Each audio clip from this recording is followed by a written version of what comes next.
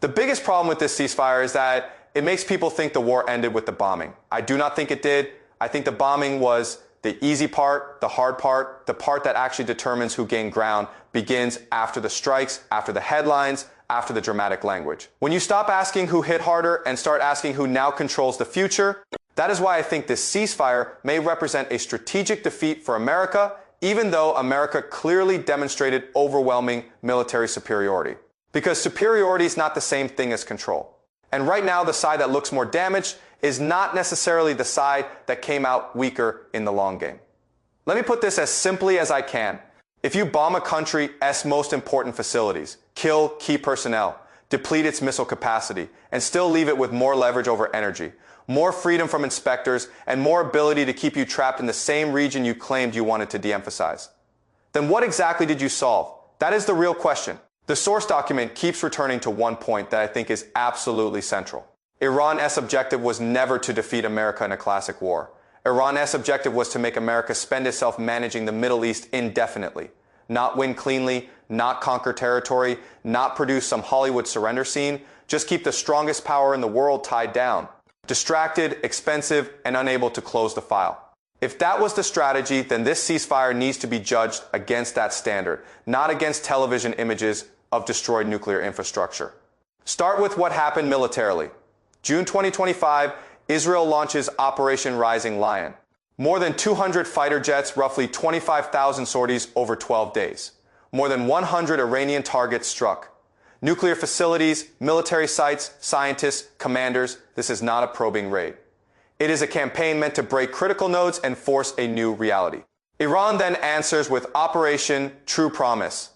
300s of ballistic missiles, around 1,000 drones, most intercepted, but not all. Some get through and hit visible civilian and industrial points in Israel. A power station, an oil refinery in Haifa, a university, civilians killed.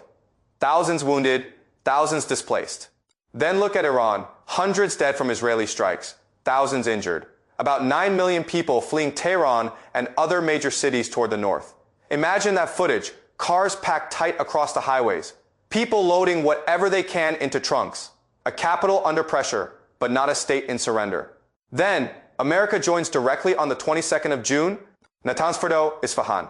These are not random targets. These are the sites that matter if the mission is to smash enrichment capability and demonstrate that American entry into the war changes the scale entirely. And according to the source, those attacks severely reduced Iran's nuclear enrichment capability for the foreseeable future. So far, straightforward story hit hard, damage real, Iran suffers. But the more interesting question is what the war produced after those strikes. That is where the neat American victory story begins to wobble. Iran responds by launching missiles at Al Udeid Air Base in Qatar. A key American base, nobody dies. Trump publicly thanks Iran for the weak response and pivots quickly toward a ceasefire arrangement brokered through Qatar. Think about the optics there. A base is hit. The American president essentially says the response was weak, and then instead of escalating from a posture of overwhelming dominance, Washington moves to stop the cycle. Again, that may sound prudent. It may sound responsible, but it also reveals something else. America did not want to keep climbing the ladder, because climbing the ladder meant stepping into the part of the conflict where military superiority no longer guarantees manageable costs. Then the ceasefire almost unravels immediately. Missiles still launched. Israeli strikes reportedly continuing, Israel preparing a much larger retaliatory package, and then Trump reportedly pressures Netanyahu to cut that retaliation down to a single radar site near Tehran rather than something much wider. This is one of the most revealing moments in the whole source. Not because it shows weakness in some theatrical sense, but because it shows urgency. Urgency to prevent the conflict from spilling into something broader, costlier, and harder to control. Why the urgency? Because by that point, the real battlefield is no longer just air power. It is leverage. It is oversight.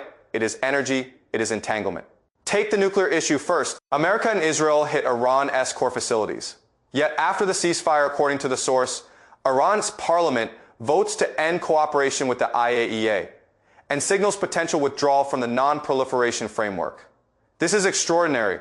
Before the strikes, the outside world had one level of monitoring. After the strikes, that level of monitoring is lower. So yes, America degraded physical capacity. But in the process, Iran moved toward a much darker inspection environment. Less transparency, less direct verification, more uncertainty. That uncertainty is not a side issue. It is the future problem. The second big issue is regional entanglement. Washington has spent years talking about a pivot away from the Middle East, focus more on China, reduce exposure, lower the temperature, move resources to more consequential theaters. But look at the reality presented in the source. By 2024, the United States already had more than 10,000 troops across Bahrain, Iraq, Israel, Jordan, Kuwait, Qatar, Saudi Arabia, and other positions, plus 2 carrier groups by 2025 and into 2026. That does not shrink. It expands in practical effect. More deployments, more diplomacy, more emergency management, more military presence, more dependence on constant intervention. That is not strategic disengagement. That is regional captivity with better branding. And Iran's whole architecture was built to create exactly that condition. Not an American defeat parade, but a permanent American inability to leave. Now we get to the most important part of all, the Strait of Hormuz. This is where the ceasefire stops being a story about facilities and starts being a story about leverage over the global economy. Picture the map from the Persian Gulf outward, that narrow passageway. A fifth of the world's oil consumption moving through it. A fifth of the world's liquefied natural gas tankers lined up. Insurance markets reacting, traders watching every headline. If you want, one geographic strip that proves military damage and strategic pressure are two different things. This is it. According to the reference document, by early 2026, Iran's Revolutionary Guard declares the strait closed. Any ship attempting transit is threatened. Tankers are damaged, 2 people killed, around 150 ships stranded, more than 90% of normal oil and refined product flow blocked. That is a strategic event because now the world is not watching to see who won the last exchange of fire. The world is watching the price of oil. Now Brent climbs to around $110 a barrel. Now US crude reaches around $113. Now analysts talk about $150 if the closure holds. Now every driver feels it. Now retired Americans on fixed incomes feel it. Now inflation pressure is no longer an abstract macroeconomic chart. It is back in daily life. Now the International Energy Agency is releasing record emergency reserves to keep markets from spinning further out of control. This is where I think the American victory narrative collapses. If after all the air power, after all the bunker busters, after all the public declarations of success, Iran still retains the ability to trigger pain across the energy system, then the central source of strategic coercion was not removed, it survived. And once that survives, everything has to be renegotiated in its shadow. The source says Washington then sends a 15-point ceasefire proposal through Pakistan, limits on Iran's nuclear program, limits on missiles, guarantees for free passage through the strait, sanctions relief in exchange.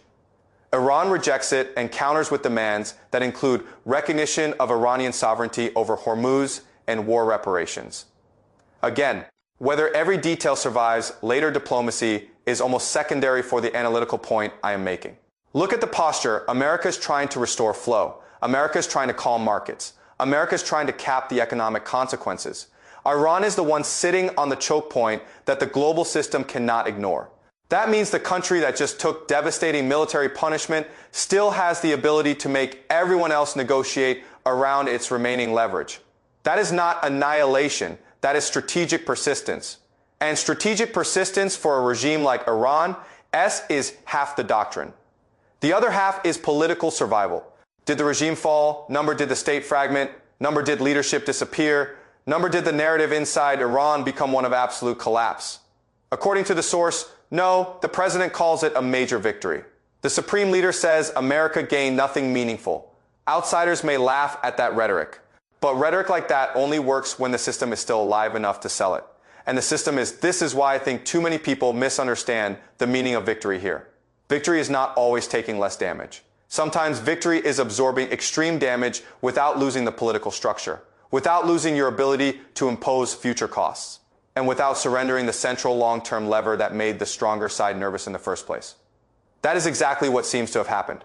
Now let me be very clear. This is not a romantic story about Iran. The source itself makes clear how severe the losses were. Nuclear infrastructure wrecked, missile stocks depleted, proxy networks badly weakened, cities emptied, civilians dead, economic pain enormous. But if America's goal was to eliminate Iran as a strategic threat, then that goal looks unfulfilled. If the goal was to stabilize the region looks more fragile. If the goal was to reduce the odds of future coercion, the Strait of Hormuz remains a live pressure point. If the goal was to demonstrate that open defiance leads to final submission, Iran is still standing and still making demands. That is why I keep coming back to the same conclusion. The bombing may have been tactically successful. The ceasefire may have looked orderly for a moment, but the actual strategic picture says something much darker. America can still destroy. What it cannot always do is finish. And when a superpower can punish but cannot resolve, adversaries around the world take notes. They study the pattern. They see that you do not necessarily need to beat America in conventional terms. You only need to endure, preserve one or two decisive levers, and raise the cost of any clean outcome beyond what Washington wants to bear. That lesson is bigger than Iran. That lesson travels to every capital that wonders whether American power is still absolute in political terms or only overwhelming in military terms. And that difference changes history. So no, I do not think the key image from this story is the smoking nuclear facility. I think the key image is a narrow waterway filling with stranded ships while the strongest country on earth tries to prevent an energy shock from turning a tactical operation into a strategic humiliation. That is the image that stays with me. Because it tells you the war did not end where the bombs landed. It ended where the leverage remained. And if the leverage remained with Iran, then this ceasefire did not close the chapter in America. As favor, it exposed the limits of what military dominance can buy once the other side proves it can survive. Obstruct and make the future more expensive than the past.